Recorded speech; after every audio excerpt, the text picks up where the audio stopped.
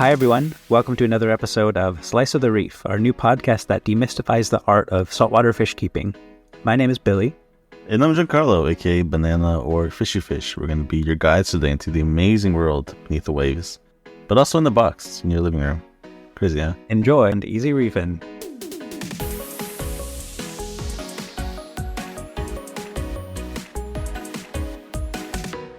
Welcome to another episode of Slice of the Reef, episode however many, because we don't know how many we've already put out yet. We've lost track yet, but welcome to another episode.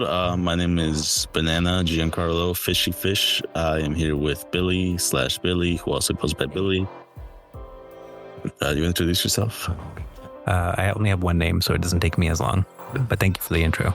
I got you. But yeah, today we're going to be talking about controllers, the battle for control, the controller ecosystems and all the good and bad and the what the hell is this that comes with it. And it's going to be a fun one with a lot of back and forth on it, right? No, it's going to be Banana talking for the most of it because his setups are genius and mine are like the kindergarten Legos equivalent of what he's doing. Well, the thing with the controller is that you can make what you want with it. If you can imagine it, or you can find a way for it to work.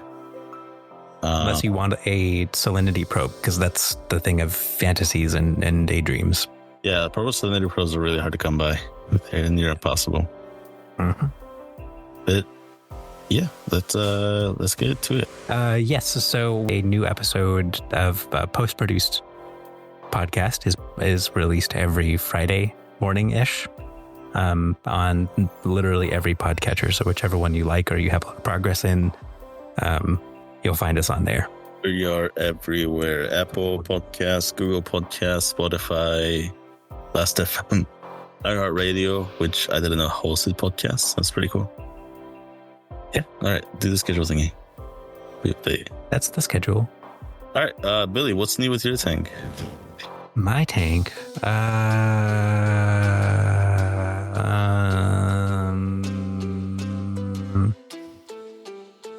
That's for you to edit later. Not a lot of updates on my end. I have a lot of acros and they're almost all doing well. A couple are browned out, which I guess just happens if you have 20 acros. A couple of them are probably going to be brown for a while. I'm trying to solve that problem right now, if it is solvable. So I'm trying like antibacterial dips, disinfectant dip, just really, really light stuff to see if I can like coax the acro back in the right direction. Just because I'm lazy. My Adenine anemone, I thought it was a giganteid. It was not. I was lied to. Has finally started staying put. So it was it was running around the laps around the tank. It probably lapped it like maybe 16 times. In a vain attempt to wrap itself around the heater again and almost die again, like it did in my first couple of weeks of quarantining. Spicy metal's sick. It wants it. Just give it to it at this point. It craves the spicy metal, apparently. It craves metal. But it finally stayed put. I moved all my sand into one corner, and it's happily in that sand. What else? I sold a lot of frags recently. Are you telling me that your anemone wanted sand? Oh, yeah. Yeah, that tank has always had sand. It's always had sand. So sand, I just needed to pile it up in one corner and keep the light in one place. But Hadenite carpet anemones are very much not a typical reef tank critter. So the sand bed point you're trying to make is not valid. I disagree. They could be reef tank critters. They just need a centerpiece. They need to be the center. No, because they'd move around and kill everything. Nah, I think once they find a place they like, they'll be fine. Because Hadenese are big. Hadenese are big, right? What one guy did is, the trick is to have a 600-gallon tank and just have them so far up on a tall rock island that it would take them a week to walk down and back up and to actually reach any corals. Like they're 3 days travel from anything that could possibly cost you money. Yo, that's an easy peasy solution. Why don't you just do that? Well, I don't gallon tank. That's why. Oh yeah, but you're moving, so if you're gonna set one up now, I can't just print money like you can with your stripper job. Just make the money. I have to work for my money. just get a big tank. Sell the car. I'd rather have a tank than a car. Although now that I have no tank and no car, I wish I had.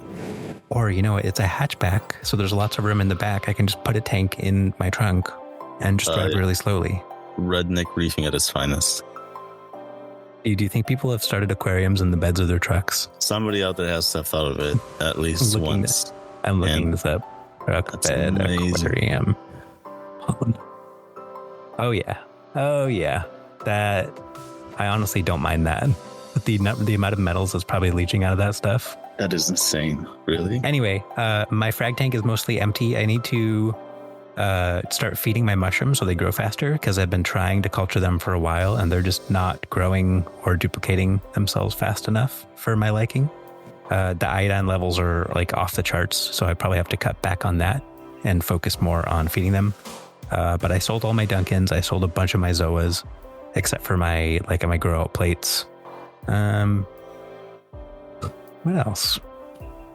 I think that's it. Yeah, no real major updates, just kind of moving on. I almost got a blue Gigantea from Corals Anonymous a couple weeks ago. I was on their waiting list for 6 months, I think. And I think something happened over the July 4th vacation break, because once they got back in the office, they canceled that order. I assume it died and it got sick and died while they were out. What if they just ran out? Like the people ahead of you got it. Within an hour of them posting, I had purchased one. So I highly doubt, but it could be possible. So how did this R&M? Right? Yeah. Wrong. I don't know when this. The 3 people that want them very badly. Yeah, that's about it. How about you? How's the tank back in Chicago doing?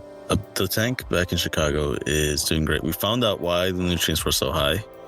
Extremely high. And I love our nutrients, but I think there's a limit to them. And it's because I had misprogrammed the Apex. And this ties into today's episode, but I misprogrammed the Apex to feed. So I have 2 feeders, and each one was programmed and mistakenly programmed to feed twice a day. So we were getting 8 buckets worth of food in that tank every single day. And we were wondering why is the food going through so fast? Why are we losing so much food? Why are we having to refill this thing every single week? And now we know why. That's insane. Yeah. Wow, you're really dumb. So embarrassing for you. Mistakes, right? Crazy. I'm not allowed to make mistakes. Oof. But yeah, we learned that I erased it. I reprogrammed it again on the Apex. So it's a mistake that I made on the Apex, user error. And it's a mistake that was again solved through the Apex. But yeah, that's gonna be the main theme of my implementation of tech in my aquariums. Is I'm scared of either doing it wrong myself or the various universe things that can go wrong. Human error or an equipment malfunction. There's just too many possibilities. So to a certain point, I'll automate, but past that point, I am too scared and I'll just dose stuff myself and feed myself. And I won't keep Antheus as a result, because do you have Antheus in that tank? Is that why you have auto feeders? I have auto feeders because I don't want to feed the tank twice a day. It just makes it easier. Once you get to a certain gallon size, it's I have 30 something fish on the year, and feeding pellets twice a day is a big pain. So I just have them auto feed. I do still manually feed the nori, or I did still manually feed the nori twice a day. But yeah, you can tell the nori plus pellets 8 times a day was extreme. That's a lot. Yeah. I did have one more update that I forgot about. I got 2 tangs just about a couple weeks ago. Caribbean blue tang and a blue spot naso. The blue tang, the Caribbean blue, did not live past 2 days in quarantine. I was devastated. Did you get a baby? I got a baby. It was 1.5 inches, maybe. Yeah. It was beautiful, bright yellow with blue trimming. But I got it alongside I think it's a unicorn or maybe a blue spot naso. And that guy has survived. Yeah, I think it's a Lumingi.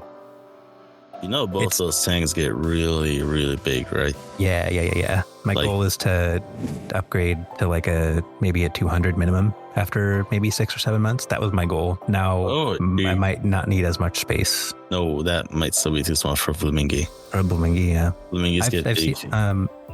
There's some like 10-year-old ones at Unique Corals just swimming in their 50-foot long coral tanks. Massive fish, but they're beautiful. Yeah, They're beautiful. I want a fish that's like a pet, that's like huge and old and I've had for 10 years. And that requires very rigorous quarantining process or just getting lucky. But the flamingi is alive and happy, and it waits at the corner where I feed. Yeah. I love flamingos. Yeah, one of my first fish, back when we started and we had the 125, we got a lot of fish from someone that was taking out the tank, and with it came 2 flamingos. Beautiful fish. But I learned over time that anything that's in the Nazo family does tend to get big, and especially the unicorns get really like 2 feet long, kind of big. Oh yeah. Is the unicorn the flamingi? Is that the same? Unicorn is a different fish, but they're all under the Nazo family. It's flamingi with like a horn. It's a horn, yeah. It's a unicorn. Okay. If you haven't seen it, look it up. The blue spine tang or the unicorn tang, Nazo unicornis. It's a literal unicorn fish. It's a fish with like a unicorn, a horn sticking out of the forehead. There's no other way to describe it. That's the fish that everyone sees at the local like public aquarium that is 2 feet long. Yeah, they're big. They're big. Flamingos get big too, though. And Nazos also get really big. A lot of people don't look into that when they're getting one for their 50, 60 gallon. But yeah, I think it's a good idea. I mean, as mentioned, it's a good reason to upgrade. Now you can get yourself a 200-gallon tank when you move. Hopefully. Kidding. Oh yeah, Live Aquarius is 360. Oh shoot.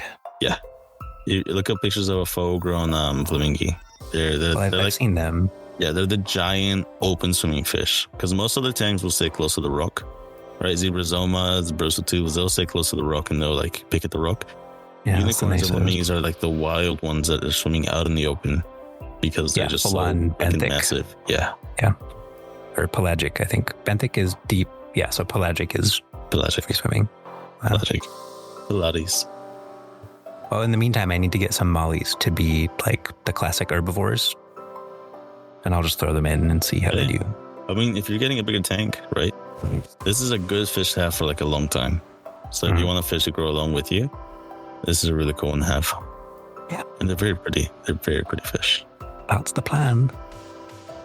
Anyway, that's my interruption of your tank update with my tank update. No, it's a good tank update. Good tank update. So cute. It's a little doggy. Okay. Controllers. Controllers. All right. Controllers are a whole finicky topic. Everyone that doesn't have one says they don't need one. Everyone that has one says they wouldn't live without one. Billy, where do you stand on this?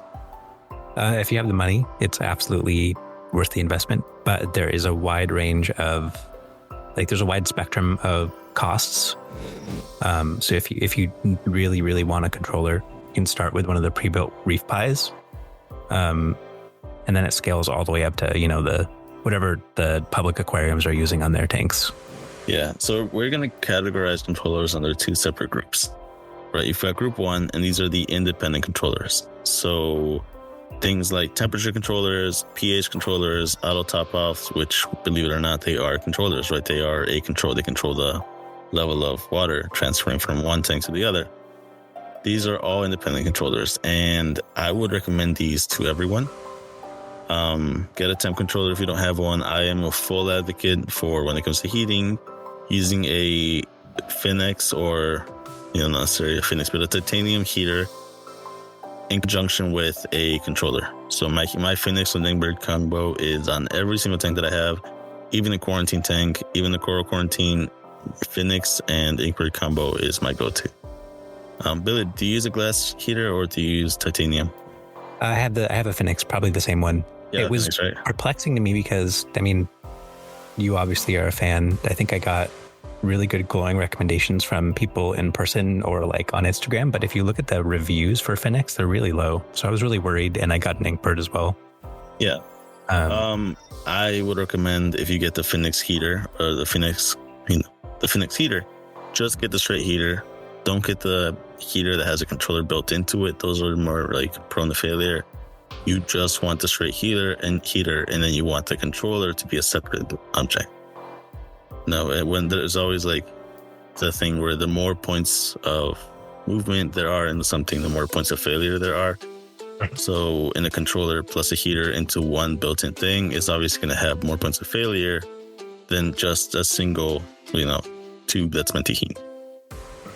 And this goes along the entire thing. The more complex it is, the more prone it is to failure. pH controllers, we use those for people running for tanks. If you have a calcium reactor, you'll most likely have one of these because, the calcium reactor is fully dependent on the pH that's in the reactor. And an auto top off, which we have talked previously, is one of the most beneficial tools for someone to have. Right? What is? Sorry. An auto top for a off. second. Oh, yeah. An auto top off, yeah. Auto top off is one of the biggest go-tos for anybody in the hobby. One of the first smart tools that I would recommend somebody buy. We have talked a lot more in depth about auto top off and other required beginner tech in a previous episode. Yeah, the last episode. We had talked about it and then we lost that episode, so we re-record it. Yeah, so we were recording it, or we won't record it, or it'll come up later. You'll hear about it at some point. Yeah. I do want to cut in and say at the very, very bottom of the cost spectrum, below even the heater controllers and the ATO, is smart plugs. Right. The Internet of Things has exploded in popularity recently, and with the innovations in Bluetooth technology, especially the production of really small, high efficiency Bluetooth devices, controllable stuff. There's really cheap plugs out there. There's really cheap surge controllers or power strips out there. Basically anything can be connected to your phone nowadays. And a lot of them also will connect, and this is really cool, but they'll connect to the assistants. So Echo, Cortana, Alexa is the big one, Siri. Right. That's group 2, actually. The group 2 that we were going to go into, which is individually controlled outlets. Yeah, things like Alexa or the Echo control devices, not you. You noticed me. My Echo activated. Or a smart power strip. These are outlets that you can control remotely, but that do not talk to one another. So you can have one outlet controlling your skimmer, you have one outlet controlling your return pump, and you can control it so that you say Echo, activate feed mode, and it'll turn off both pumps. But those pumps are not talking to one another. They're both relaying back to the main source, which is you. These are very, very rare bottom. I actually use these for the longest time before swapping over to the, to an actual ecosystem controller, and that's group 3, which is the more expensive ones, the more in-depth ones, and it is as expensive as you want it to be. It's as expensive depending on what you want to do with it or how handy you are with it. And that's the Apex or the GHL or the Reef Pi. Billy, which one do you use? GHL. I have the Profilux is what they call it. The GHL. What was the other one? There was another one. The Coral View controller. Mm-hmm. That's the GHL? Hydros. The Hydros. I think the Hydros and the Hydros and Apex are the direct competitors. The GHL coming in behind, and then the Reef Pi is a complete DIY one, which makes the Reef Pi the most affordable one out there because everyone can make it. The associated risk is the fact that, hey, if you burn down your house, it's not, Neptune Systems that burned down your house. It's you and your bad DIY abilities. Yeah, it's very unlikely that you'll be able to burn down your house with a Raspberry Pi. Yeah. I'm sure it has happened, but the good thing about DIY is there's a kind of secondary market on top of the DIY Reef Pi that sells pre-made ones. Yeah, so you're still going to pay a little bit less than you would for the completely pre-manufactured ones. You're still going to need a little bit more volume of knowledge from a technical side to make the stuff work and fix bugs when they happen and connect everything up to the Reef Pi. Oh yeah, I'm a big advocate of the Reef Pi. If you're very handy with DIY, it is. I mean, the main reason I say there's a risk is because the outlets, for example, you are building the outlets yourself. And whenever you're dealing with something that handles that much electricity, there's always a risk. So you don't want to cut corners. You don't want to play around with it. Follow schematics. Fortunately, there's a huge community for Reef Pi. There's a huge, there's a huge network of people that are running this. And there are a lot of people that will be willing to help you if you have any problems. Yeah, very true. It's a little bit more difficult to find, I think, reef-pi programmers than it is to find like general programmers for like a Linux OS or other open source stuff, just because that is a niche within a niche within a niche. Yeah. So that's why you should have at least like a stronger foundation of technical knowledge, or at least you should find a good community to lean on before you get something like a reef-pi. Exactly. You want to get and read up as much as you can about the reef-pi. That's a drawback of DIY. The upside is you're saving money. Downside is that it's all the money that's saved is now allocated to your time and effort spent researching and actually, getting this thing put together. I think it's really cool though. I actually might try it. I like the pre-built of the Apex. It's the Apex is the reef-pi is the equivalent of like a self-built PC. And the analog there for the Apex is like a Dell pre-made Inspiron or like a laptop. Basically. Where you definitely should not be poking around in the mechanics and the hardware because it was designed to not be fiddled with. That being said, though, Bananas had done some really cool DIY like hackathon stuff with his Apexes. Yeah, you can do the Apex is as complex as you want it to be. GHL, I don't know much about GHL. Billy can talk to more about that. I haven't really fiddled with it. I'm very lazy. Okay, so I guess he just plug and played it. Yeah. So he's using that multi-$100 controller as a regular paperweight power strip. It's a basic power strip. It's a paperweight right now. Is it? You're not even the plugged pH in? Probe is not calibrated. The conductivity probe was never calibrated. The smart plugs are a pain in the butt to set up, so I only have 3 of them set up. What I really realized after I bought it was, okay, there's a lot of things that I could potentially do, but they would just end up overcomplicating something that I had already solved. Unless I bought a lot more equipment, like a lot of the sensors, the flow sensors you could do some really cool stuff with. I definitely want you to share with the group what you've done with flow sensors on your UV and wattage and voltage logic and stuff like that. Yeah, but without buying like the flow sensors, which are $200 each, without buying whatever GHL's version of the Trident is, which is probably, I think it's like $10,000 or something. I couldn't do any automated testing. The Mastertronic? Yeah. Is that the GHL one? I thought that was the Hydros. Or is it both? I have no idea. It either doesn't exist anymore or it's ridiculously expensive. The Mastertronic is really expensive, yeah. Yeah, but anyway, I kind of painted myself into a corner and didn't really think it through before purchasing. I highly recommend you take a look at the applications that other people use for the Apex and the Trident and the GHL and all these other things, and make sure it's something that you can and want to mimic before you buy like these really big ticket items. Exactly. This is one of the first things that we're talking about in the podcast since the beginning. That's actually like a big ticket item. As Billy says, these are not cheap, and they are big investments in your tank. Personally, I feel like they are worth the value if you do them right. If you're going to buy full on Apex and literally use it as a smart outlet, just buy a smart outlet.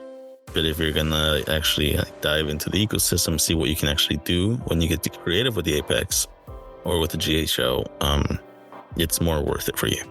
Mm-hmm. I use mine, and if you watch any of the BRS videos, you're going to hear a common word coming up, and it's not something I really realized until later. But redundancy.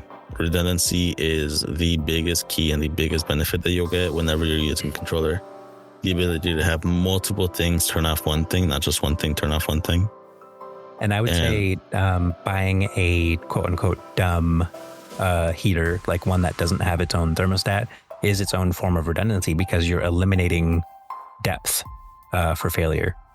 There's a concept in cybersecurity where the deeper things are, the more secure they are. Like the more levels you have to go through, the harder it is for people to reach the bottom. We want to do the exact opposite. We want the shallowest systems with the least points of possible failure, like Banana mentioned. Exactly. An example, like when I say redundancy, for example, is my UV light. I have several different fail safes to tell me if that thing should turn off or not. One, for example, is a flow sensor mounted onto my return pump, and that's separate from my return pump. So if my Apex senses that there's low flow going through my return pump or through my return tubing, it will automatically shut off the UV. At the same time, if it senses that my return pump is off, it will turn off the UV light. If the tank is too hot, it will turn off the UV light. There's so many different fail-safes that you can build into it. And then I have a program on top of that where after it senses that the flow is back on or that the return pump's back on, both of these things have to meet, by the way. So if one doesn't meet the requirements, it won't match. But after the requirements are met, it will wait 10 minutes of continuous, like, high flow, continuous pumping on for the UV light to actually turn back on. That way, this is the crazy redundancy that I talked about. Benina's Apex system is actually insanely cool, and I'm jealous. I want him to set up one for me so I don't have to do it myself. But again, it would require buying flow meters and doing a lot of programming, and I'm not about to do that. I mean, I only have the one flow meter right now. I only have one flow meter. I used to have several more. Just the main return one. Before I redid my plumbing, back when I had an emergency valve, for example, I had a flow meter that was on the emergency valve. And if it sensed that there was water going through the emergency, it automatically shut off the return pump. So, yeah. That's really cool. Okay, what is the UV system and like the redundancies you built for it, the thing you're most proud of controller-wise, or is there something else? Controller-wise, no. Controller-wise, the coolest thing that I built that I've made so far is a couple of cool things. I put sensors inside of, and like magnetic sensors inside of all of the doors. Oh. So like the doors on my stand. So if my stand door is open, a light inside automatically turns on. And that's if any of the stand doors open. Another one is what we recently installed. We recently installed Orfex on the top in a canopy. The problem is that my tank is made, my canopy is composed of 3 like kind of hinged doors that open upwards.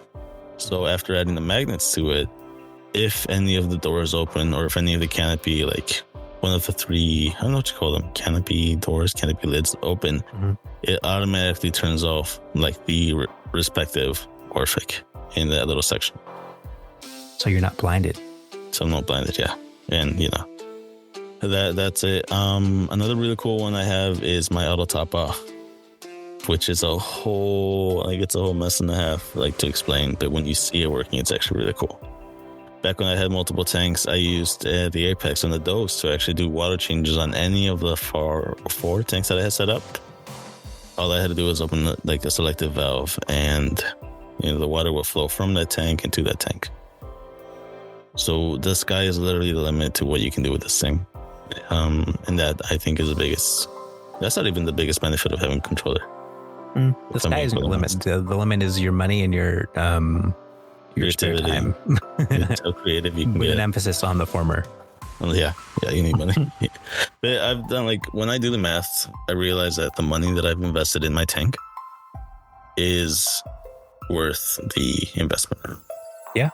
I mean, I'm being a little sardonic here, but I mean, these things cost money because they are literally the cutting edge of the hobby, and bioscience, life support systems in general.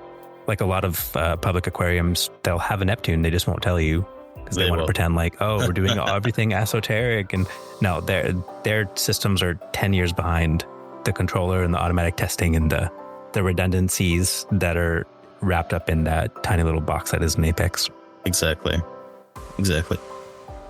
There's so much that goes back and forth with it too. I can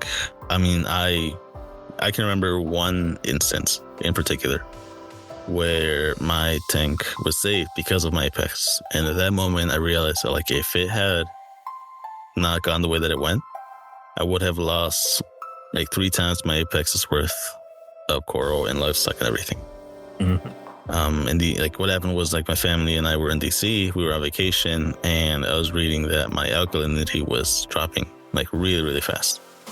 And my Apex my tank naturally consumes a lot of alk, but the calcium reactor puts it back in as soon as it gets used up. The problem was that it was dropping. It went from 8 point, I think It went from 9.7 to 8.4. And then once it drops below 8.5, it automatically sends me an alarm and it sends me a text every 30 minutes, which is annoying. But sometimes you need that kind of annoying to actually tell you to go, hey, go check this shit out. Something's wrong with your tank. Mm-hmm. And then once it dropped to 7.9, I was like, holy crap, something is actually going on. Something's off. And this is back when calcium reactors had like the little aqua lifters, and those would get stuck every 30 minutes. Now we use a peristaltic pump. But what had happened was my calcium reactor aqua lifter had jammed. So there was no water entering or exiting the calcium reactor, which meant there was no alkalinity being supplemented, which meant that my alkalinity in my tank was tanky, you know. So after getting that notification from the Apex, I called a friend. I was like, hey, could you go to my house and put in half a cup of baking soda? And he did. And immediately, like within 3 to 4 hours, once I tried to test it again, it raised it up again.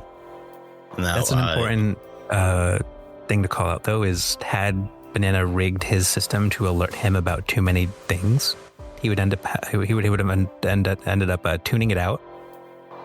It's like those smart security cameras that just tell you, like, they send you an email, a text, and a notification anytime they see a person on your cameras. And you either block it out of frustration and rage, or you just tune it out. Ignore it, yeah. It just becomes like, so you have to make sure whatever system you set up, if it is alerting you of things, just make sure you're not overstimulating yourself. Exactly. You can't go back in and check the charts manually. You should only have it alert you if it's really important. Exactly. Like today, for example, I actually got a notification today that the Trident waste container was full.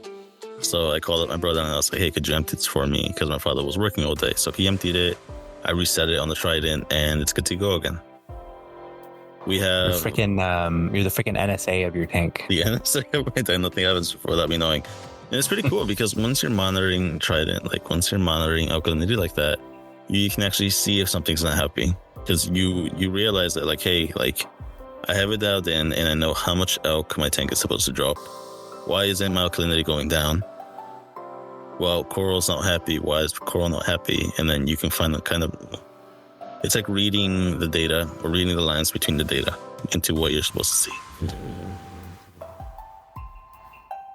But, yep. Okay, so that's Banana's favorite things he's done with his Apex. The two favorite things that I have done with my dumpster tier budget. Ooh, sorry, the dogs were frolicking. The two things my favorite things that I've done with my dumpster tier budget technology are, one, a smart plug on the what's that thing called where if it loses power it shuts off flow. So like my roadie. The pump? No. Valve? The flow valve? It's forget the name. You use it on a CO2 thing. Solenoid.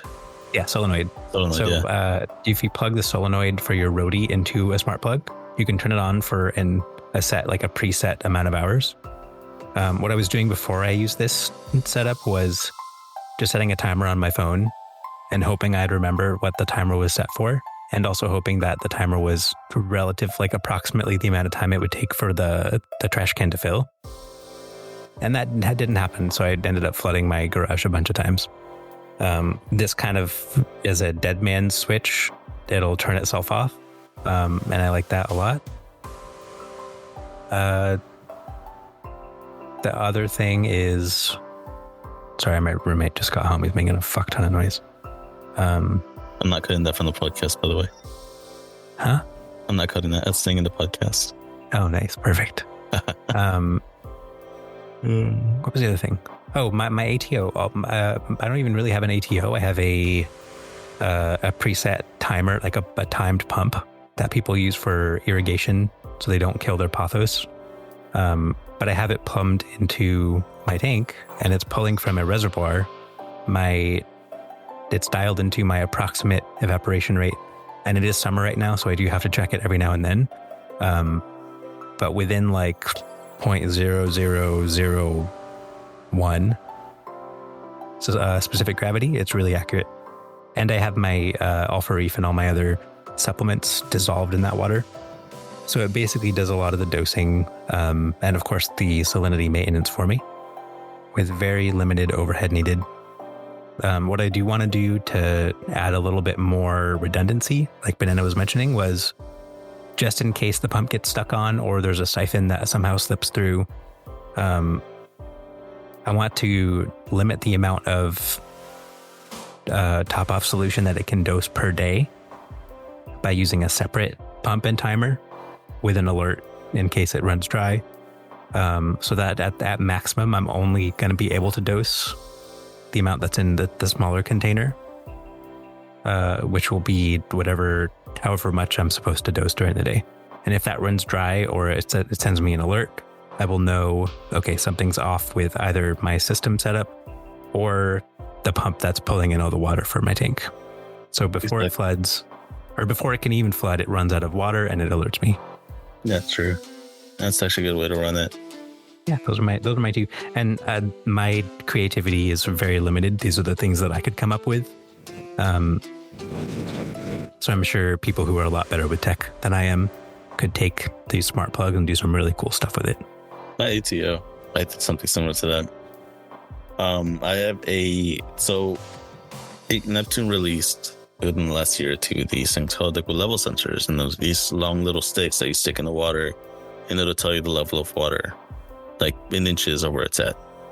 So I have one of those in a big 45-gallon tub in my garage, and I have it programmed along as well with a little float valve because, again, redundancy. So when my Apex senses that the reservoir water is low, it will automatically raise it up. So once it gets under 5 inches, I have it so that it opens the total limits on the RODI, raises it all the way up to 23 inches, and it's on. And then turns off.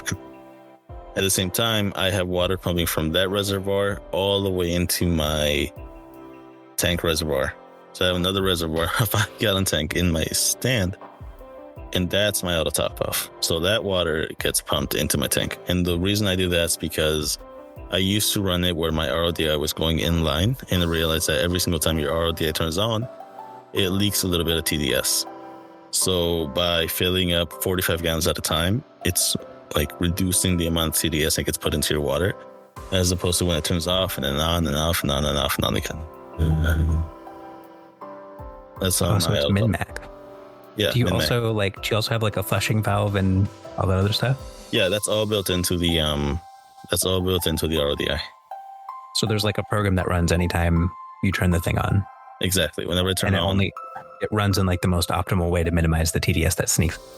Yep. Exactly. Because TDS was creeping up really badly. And I realized when I got to a certain point that my TDS was getting around 5 or 6 inside of the reservoir. And I like to keep that around 0. So, yep. Awesome. Yes. Have you ever used a reef pie? I have not. I've wanted to. Okay. I'm one of the rare few that actually built one from scratch. And then within 2 weeks of it running, it got water in the housing and it died. That's a risk, yeah. Very unfortunate. There's been one thing to warn people of if they are looking into setting up a reef pie. There's like a Raspberry Pi drought because of the chip shortage. Oh yeah. Apparently, Lay's controls the output of silicon chips also for some reason, and they're really bringing down the anvil hard. So it can be kind of difficult to find a Raspberry Pi of your own. That might be outdated actually. I haven't tried in a while. They're out there, but they're more expensive now. Back then you could find one for like 30, maybe 20, 30. Mm-hmm. Now it's a lot more. It ends up being a computer science and engineering class, which I did take in college, but I did very poorly at. You end up having to make a lot of like mini circuit boards, and it is kind of a pain in the butt. But if you know computer science or you want to learn it, and you have a little bit of a background in programming, because that's what circuit boards basically are, they're just inputs and outputs. You can very easily set one of those up. If you don't want to do that, there's the pre-made ones that are probably like only a little bit more expensive than the Raspberry Pi that you'd have to buy to make it yourself. Yeah. So my reasoning for not going with the Pi was because of the fact that like you're paying for the Raspberry Pi itself, like right now it's around 100, right? Mm-hmm. and that's almost the price where you can get an outlet for the Apex. Like, these little things start to add up, and as you're buying different sensors for the Reef Pi, I realized that, like, I might as well just go with the full Apex and the warranty that they offer. But that was my specific situation. Like, I know there's a lot of different ways that you can apply it. Yeah, I don't think that math adds up. But I haven't looked at the prices of things in a while. And I'm a famous skeptic of the Neptunes. They've gone up. The Apex, no, the Pi is like 100 now. Yeah, the Raspberry Pi, the 4 is like 100, 75 to 100. The chip shortage but it's not going to be forever. You know, there's going to be a point where the Raspberry Pi drops in price. And I think then would be the optimal time to like start a Reef Pi and like nab it as you can. That Ori brings up a good point. Have you ever used the Apex Junior? No, it came out recently, like fairly recently. The Apex Junior is a very bare bones controller that came out. That Apex came out with for some reason. I considered buying it, but it didn't really have the utilities that I'd want in any controller. What utilities were those? The controllable outlets were huge. Oh, yeah. And I think I really wanted the salinity probe. Does it have the pH probe? Oh, okay. So I could have probably used this one. And it does have Aquabus ports for its own stuff. Yeah. You have to buy the outlet separate. But I think personally, and I'm going to watch like my Apex just fail after this. When, you know, big BRS is listening. But I'm not a big fan of the A3 lines because of the fact that all they did with the A3 was one, they released the Apex Junior, which is great. I'm a big fan of the Junior. People getting an Apex without paying the $500, $600 that it costs for like a full unit one, right? But all they did when they re-released the A2 and A3 was they added two FMM ports to it. Or FMM ports are like certain ports that you would need to use sensors. And I'm not a ones. Yeah. The like little aux cords. I'm not a big fan of that personally because one, like all it does is it combines the previous one with an FMM port. That's all it is, and they're re-releasing it.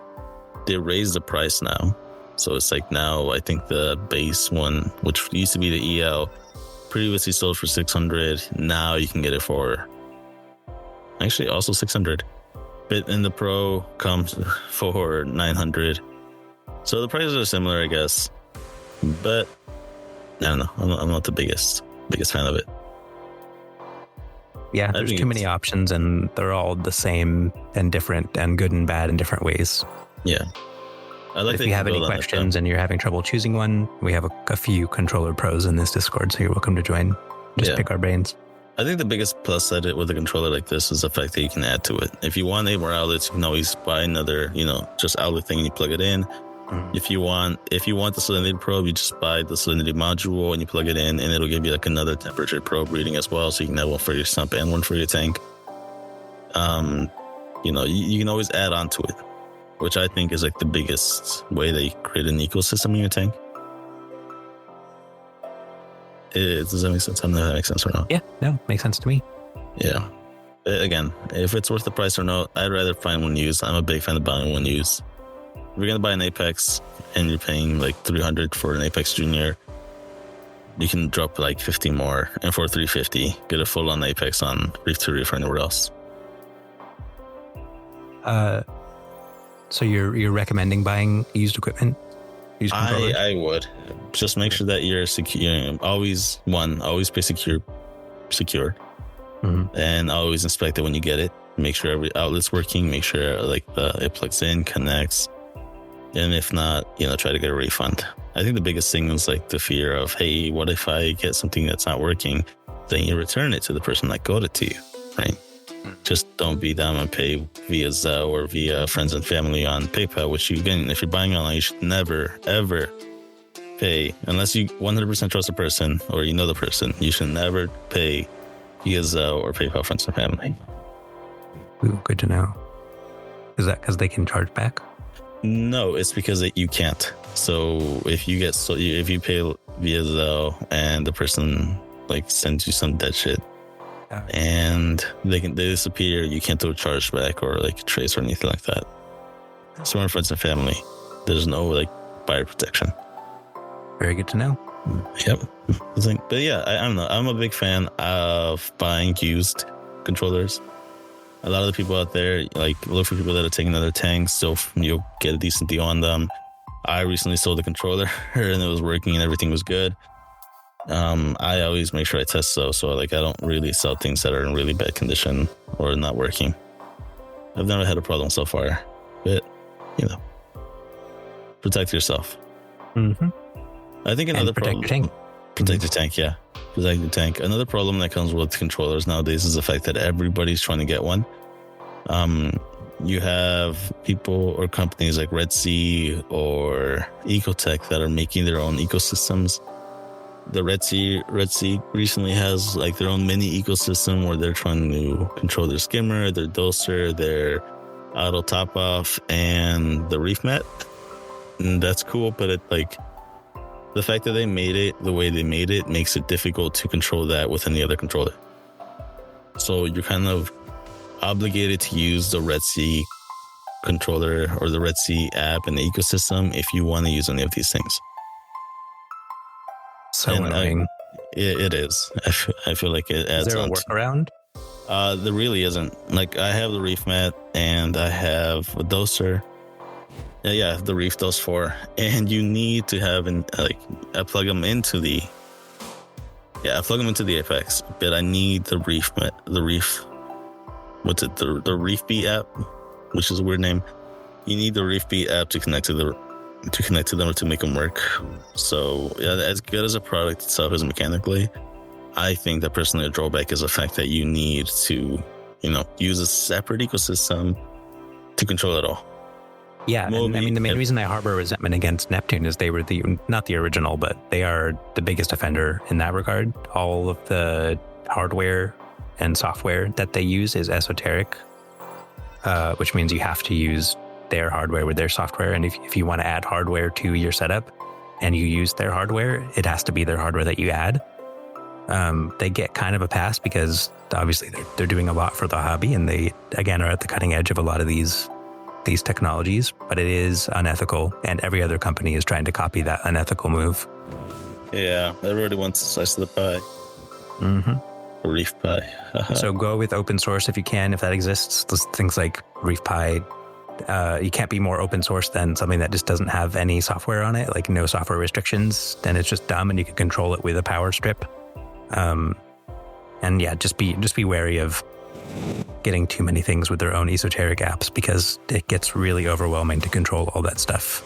Exactly. Even the smart plugs, there's like a weird Wild West going on where only certain apps are compatible with certain Alexas and Siris. Oh, that's a mess and a half. Yeah. So just make sure before you buy even a smart plug that it's compatible with the things that you want to do. Yeah, or dive all the way in, which is what I did, and have everything be controlled by it, and then nothing is off limits. Or just buy a what? Sorry? Just dive all in and have everything be controlled by it. If everything you use is Apex, then there's no problem because everything uses Apex. Until your Apex breaks and your entire system is destroyed. Hooray. Actually, there's pretty cool fallbacks on that too. For example, with the Apex, right, if it disconnects, it's programmed so that it will continue to use the exact same programming that's already on it. So say you have it so that your tank feeds at 2 p.m. and your pumps turn off, your skimmer turns off, your UV turns off, and the next day, boom, no Wi-Fi, right? It will continue to follow that cycle, which I think is really cool. So if my Wi-Fi shut down, my tank can continue on its own for a week. No, for literally as long as it wants to.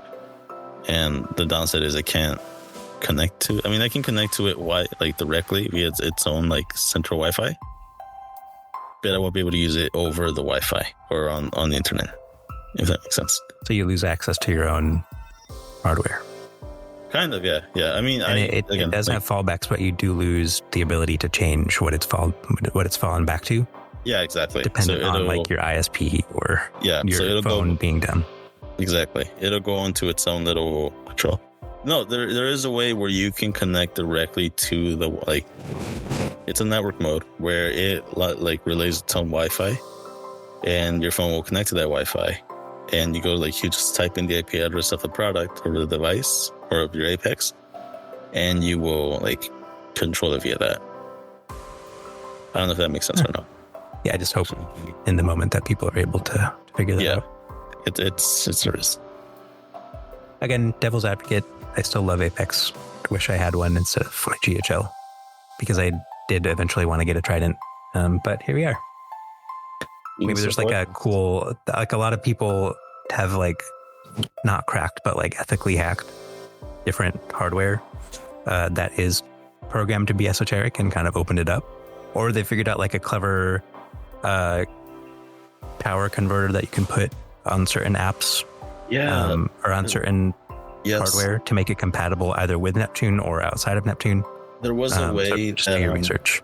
Yeah, like building off of that, there was a way where people took the Mastertronic, right? Or the Alcatronic, which is like this big GHL device to read Elk, and they connected it to the pH cord, and there was like an adapter in between or something like that.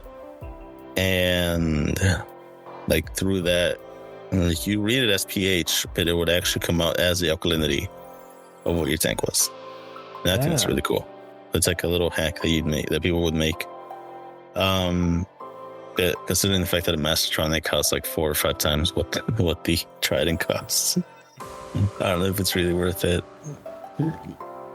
Another one is Mobius. I hate Mobius so much. I think I have spent so much time like, oh my god, I hate Mobius, which sucks because I love my Radions, I love my Vortex, but I hate Mobius so much. The way that their software is, like, if you're paying $500 for a light, or if you're paying like $900 for a light, you should not get a half-assed, half-built, barely operating software that goes with it. Mm-hmm. I think you can break away from Mobius now, right? With the new tech they released. Actually, Apex recently released a product called the MXM, and the product was supposed to release Christmas of last year. But for they made a huge announcement of it at Magna up in Wisconsin. They made a huge, like, a showing of it. They showed it like on display. That was like the official, coming by before Christmas of this year. And there was so much hype about it. BRS hyped it up. You know, like it was advertised everywhere. There were like 100 comment long threads on Reef to Reef about it. There was all this hype for it because there was just so much like tiredness of Mobius. Mobius is a ecotech software that you use to control the lights and the pumps and the dosers and everything. And the MXM, which is a Mobius connection module, right, was supposed to let you use all the Mobius devices on ecotech. All the Mobius and ecotech devices on your Apex. And I guess Mobius grew to the point where it was actually controlling AI products or AI devices too, which is aqua illumination and some other things as well. Anyways, Christmas came and went, and there was no release, no statement, nothing. New Year's came and went, no release, no statement, nothing. It was complete silence and confusion. They even took down the website where they advertised it. You needed like a special password to get into it. And it was just complete silence all the way up until June, where they actually like released this 2-second long video where they were like, coming by the end of the week. And everyone was like, oh my God. And it's funny because like 3 seconds in Adobe After Effects to make that video. Like, it's funny because if you watch the video, it's like the fanciest, most graphically made, like awe-inspiring video. For nothing. And everyone online is like, wow, they spent 7 years because they wanted to get the video open. Oh my God. But yeah, like the theories online are that like the Mobius software is so difficult to control and just so unreliable that Apex itself was having problems with it. And I hate it because I would take Mobius, I would set it to a setting, and all 6 of my lights would turn on, or all 4 or 5 of them would turn on. Not all 6 would turn on, and of those like 4 or 5 that turned on, within 5 minutes, 3 of them will turn off. So I'd have to go back into Mobius and cancel or power cycle my lights, which was easier thanks to the Apex, and turn it back on, and then wait 5 more minutes for them to turn off. And it just made everything so much harder. Photography was harder. Everything was a pain in the ass. It was terrible. Now, like, the problem that the pumps have now is if you set one to run at a certain percentage, and you set another pump on the other side of the tank to run at another percentage as like the child pump, and you set the child at like 50, what used to happen was if you started at 50, it meant that it would be 50% of what the original pump was running at, right? So if the original pump was at 70 and the child was at 50, it'd be running at 35.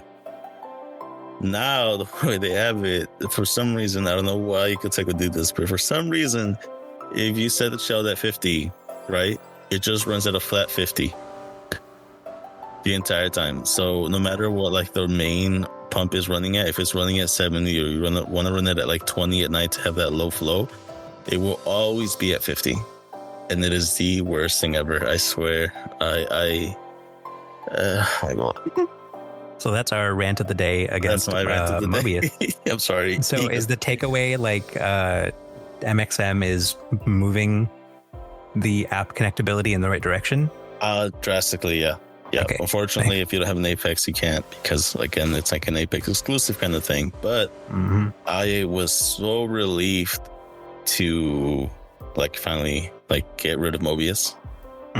It's that god awful that literally it released at like 4 a.m. I placed my order at 4:05. I waited. I'm telling you, for the life of me, I've never waited for a minute release of anything. I have never released it with anything. And I've never waited for release of anything. Not a movie, not a video game, no anything.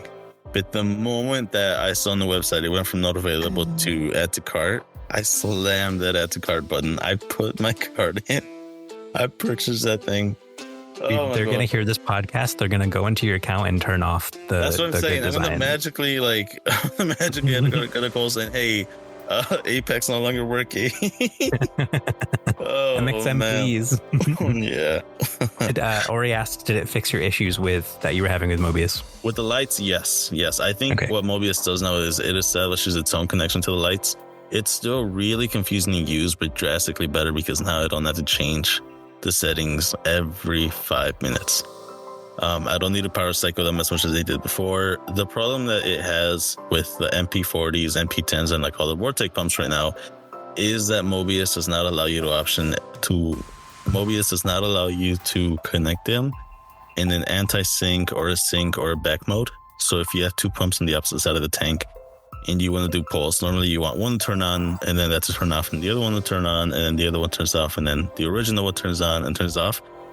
You can't do that. So if you set it to pulse, they'll be running at like random intervals. So if you do get the MXM, for now at least, I would recommend keeping your Mobius, your Vortex controlled by Mobius, but you can finally swap over your lights to have them stable. I'm not sure about the Neros. I'm not sure about AI lights. I just know about the Vortex. But I think you might be having, similar issues with the Neros. Oh, another thing with Mobius is, before we move on from this topic, was the fact that they made it for some reason. Okay, before Mobius, Red Generation 4 Radions, before Mobius used a thing called reef-link, which was that was amazing. It was lovely. It was like, chef's kiss. You had a white little box that you put down. You connected to your lights. It was flawless. And then they connected from your lights to the internet. So you could be like miles away and you can control your lights or your pumps via the reef-link. And it was back then, it was called EcoSmart Live. And that thing was amazing. And for some reason, they said, hey, this thing is so useful and people love this product so much that we're going to get rid of the Wi-Fi connectability and make it purely Bluetooth based. So, moving forward, the only way you connect to them was via Bluetooth, which means that there's no more controlling your lights from far away, no more like seeing your settings from far away, nothing. You had to be within basically you had to be jamming your phone into the Radeon. You had to put your phone through the freaking light in order to be able to connect to it. Oh, but that was very intuitive. I mean, we're just suffering from the same thing everyone else is suffering from, which is shitty engineers making shitty apps connected to shitty hardware. Yeah, but you know what I realized when during this rant, I realized that there's a certain sense of entitlement that comes with it, right? Oh, 10 years ago, you're spending a lot of money on it. Well, yeah, I'm spending a lot of money on it, but this wasn't even a problem before. The fact that I'm even able to have these kinds of lights in my tank, compared to the advancements from the lights that we had 10 years ago, is huge. Right, so it's like, who am I to be complaining about this? I should just be grateful that I have these lights. But also, I spent $900 per light, and I shouldn't be having this issue. Exactly. Oh man, but yeah, I forgot what we were talking about. I'm sorry for that little rant. Controllers and MXM and Mobius being bad, and I think we talked about most of our topics. So we can go to questions if you're ready. We've been talking for about an hour. Yeah, we can go to questions. An hour and 45 of that was just straight in Mobius rant. I'm gonna get a call from. Okay. I felt so bad one time because one time I was struggling so much with the lights, and there was they had this little chat icon where I thought you could chat with the bot, and I was venting to the fucking bot, right? I was writing really sarcastically to the bot, like, "Oh look, my lights are disconnecting again. These stupid lights aren't worth shit." Oh my god! And then I was venting with the bot, and then the next day I checked my email, and it's a dude that's responding to my message. They were like, they woke up and they're like, sorry that you're having this issue, Giancarlo. Please set up an appointment so we can talk about this. And I was like, oh, no, I'm sorry. This wasn't meant to you. That you was really trying to harass the hardware. Need fucking therapy. I swear. Oh my God. I felt so bad because I sent 3 emails, or I sent 3 different messages, and I got 3 different responses back, and they were all from the same guy. I was like, damn, this guy went to work today to deal with my crap. I'm so sorry. But yeah, let's go to questions. We have questions. What questions do we have? There's only a few. What questions? There's actually only one. What do you guys think about the MXM controller? Personally, I prefer it to Mobius. Everything it has its flaws, but I prefer it drastically over Mobius. I am currently in Washington, and I can control my lights from here. I think that's a huge benefit.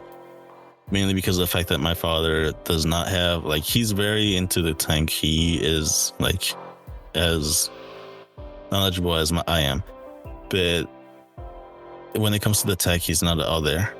He's still, other people struggle with the tech. So I'm able to get on the phone with him and, work through it with him. So, yeah.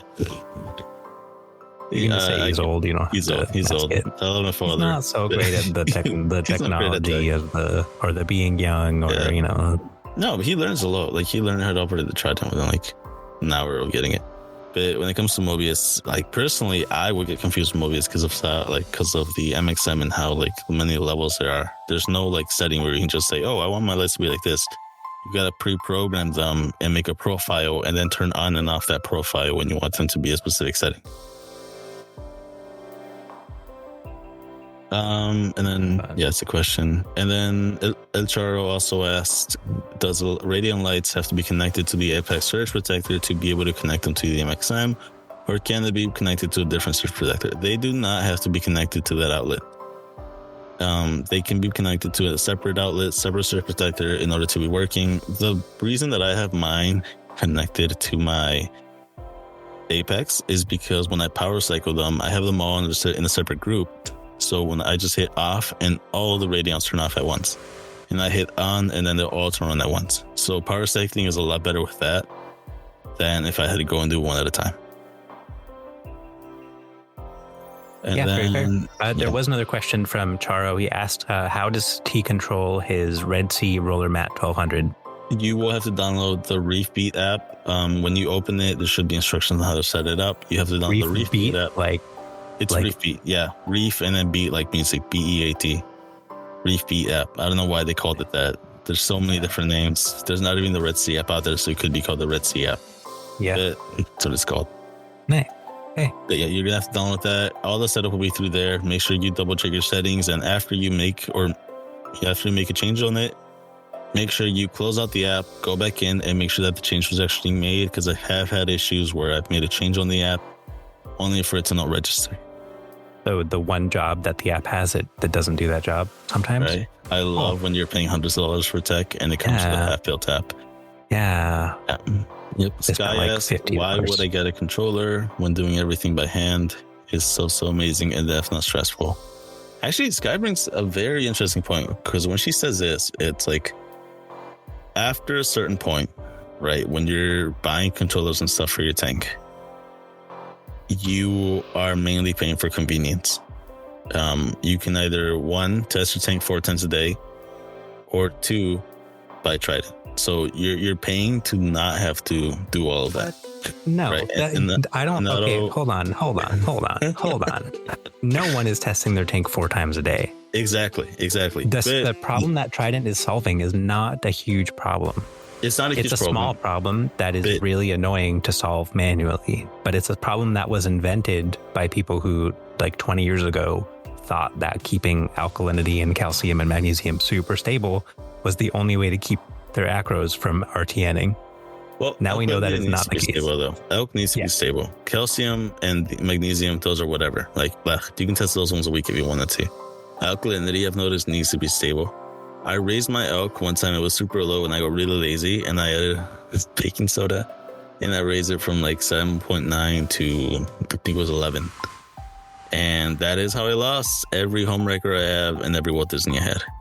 Mm-hmm. So alkalinity. And you're sure it wasn't some other thing changing that there was absolutely nothing else that I've done. It was just that. Did you ICP before and after? I used to ICP. Like, I ICP'd once, but not before and after, no. And I hadn't made no other changes otherwise. Everything else was like pissed off for the rest of the week. Okay. But the moment because it was going down, right, periodically, and I could see on the Trident when it tested at 12, and then at 6, and then at 12, and then at 6, I saw the trend of the elk going down, and I raised it all the way up. And for like a day or two, there was just no down. It was like flat. And then it finally started going down again. But yeah, like an auto water change system, you can either put the money into an auto water change system, or you can just do the water change yourself. But personally, I think that at a certain point, paying for the convenience makes it easier, because it gives you more time to actually go out and do something else for your tank. Right? You can spend 30 minutes changing the water, or you can spend 30 minutes doing something else. If you don't have that much time, it makes it worth it to have like the automation so that you can dedicate your time to more enjoying the hobby. If that makes sense. Yeah, no, very true. It's all about managing your time. It's like getting a valet instead of trying to park at Disneyland. Exactly. But different, but similar. Ori asks, what are your thoughts on Tropic Marine? So this could be its whole episode. Oh, and I think he was joking. Okay. But I do love Alpha Reef, but Banana makes a very good point in that Alpha Reef does make you lazy. So be very careful and make sure you continue testing once per week minimum. Or like once every 2 weeks if you kind of rotate through, because typically only one of the elements will get out of balance at a time. So for example, my magnesium is consumed way faster than everything else in my tank. So I have to supplement my top off water that has Alpha Reef with additional magnesium. Tropic Marin Pro, what is their salt called? Pro Reef or something. It used to be like the top pinnacle. Everyone loved it. It was pure. It was great. It was high quality. It was consistent. And then they tried to expand their production and they fucked it up. Yeah, drastically. I don't know. And not only did they fuck it up, they handled it better than most companies handled their salt screw ups, but they still botched it. And it was really a long time with denying it. Yeah. But salt will be a whole separate episode. They admitted after how many months was it? It was after like half a year of like just straight denying it. Yeah, it was like straight denying. Oh, nothing's wrong with their salt. Oh, something else must have happened. Oh, they used some ICP. And then they finally admitted it, and it was just like, it was like a soft recall kind of thing. It's like, oh, we will recall the salt, but I'm sorry for all the tanks that have crashed, because there were so many. Like the LFSs were shut down because of the salt. Someone needs to do like a documentary on that, because I didn't see any of the tank crash reports until I knew to start looking for them. And so I definitely didn't hear about the LFS crashes and stuff. No, it happened. It was tragic. So Red Sea, we collectively like Red Sea. Banana likes Red Sea black bucket. I like Red Sea blue bucket. Red Sea Pro, because I'm a pro. No, it's black and blue. We don't want to call it pro. Because you use it and you're not a pro. So why would they call it that? And then you got Red Sea Basic Bitch. Basic Blue and Pro. Okay, that's true. I mean, the only difference between the two is the higher alkalinity. Yeah. But my local reefing mentor does not like Red Sea black bucket, so I don't use it. I like the black bucket. I have a lot of it mixed up. And Red Sea is Banana is successful, so you can clearly go with either and not have any issues. As long as you're okay with the alkalinity being higher. Right now, the salt's in a very weird state where it's so expensive.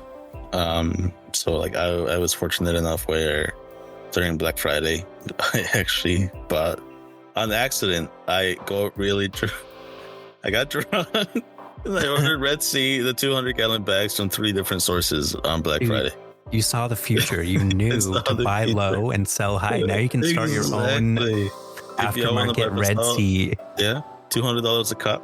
Come at me. Your Red Sea aftermarket. You're the Salt King now. Exactly. No, but I got a load of it for really, really cheap. It was like 50 or 60. And then the next day I went out and I completely forgot about this.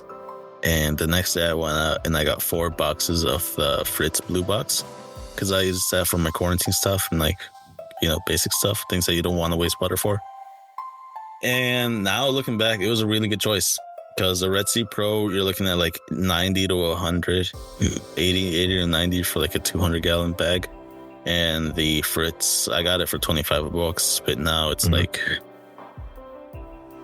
it's like $70. A lot of money, yeah. It's a lot of money. And I go through a lot of last time I bought Pro Reef, it was like $110 for a 200-gallon bucket. I shudder to think what they're trying to charge now for something that killed so many tanks. At the end of the day, as long as your salt is consistent and you consistent in quality, and you don't switch it up too often, no salt will really do you wrong. Because if someone makes a bad salt, they test it out on their own tanks and their tanks crash, and then they don't sell that salt. I mean, I've used different salts. I've had periods where like I'll swap salt for like a bucket and a half. I've used Instant Ocean, the red reef crystals. I didn't like that. It left a nasty slime. And even when I use it for the quarantine stuff, I just hated the slime that it left because I was like having to clean my reservoir every single month. I've used... Was that reef crystals or the standard Instant Ocean? The standard purple stuff. Okay. Purple stuff, yeah. Because it was for my frag tank. So, and then there was a point where I was using the reef crystals mixed with Tropic Marine. So I would use both of them. I've used Aquaforest, which that stuff was expensive. I didn't get the hype. I've never gotten the Aquaforest hype. Like, yeah, all their stuff is purple. Who cares? I like purple. Barney is purple. I'm not buying all his shit. Aquaforest, that's really expensive. And this is back when it was first starting to get imported into the US. So you were literally looking at like 120 to 200, 120 to like 130 a bucket. Yeah, because you're paying to have a 10 to 15 pound bucket of salt shipped over the ocean. Yeah. It's not economical. That wasn't worth it. I've been using Red Sea Pro for the last 2 years. My tank currently, all the growth that you see there is attributed to Red Sea Pro. So I do in part too. They can't take all the credit. This is true. Well, they could if they would if they could. But no, I actually Red Sea Pro comes with a little coupon, and someone from Red Sea actually comes to service your tank. So the more you buy, the more. Damn, I got ripped off. I never got that service. No, you gotta pay. You gotta pay attention. It's in the fine print. Nice. Okay, I think that's all the questions I've seen in the chat. That concludes this episode of Slice of the Reef. Thank you for joining us, and be sure to tune in next week. Thank you guys for all the questions, and we'll talk to you again soon. Easy reefing. Thank you for listening to another episode of Slice of the Reef, your number one podcast for all things fishy, with your hosts, Giancarlo and Billy. Make sure you subscribe to our podcast on Spotify, Apple Podcasts, or anywhere else that podcasts are held. That way, you'll never miss an episode. If you want to be a part of our podcast, join us on discord.xyz/Slice of the Reef, where we'll be recording in front of a live audience. We also give you a moment at the end of every episode for a live Q&A session, and we're very interactive with our fans, so we'd love for you to join. You can also check out our website for articles, guides, calculators, and information on our upcoming episodes at sliceofthereef.org. Hope to see you guys soon. Farewell and easy reefing.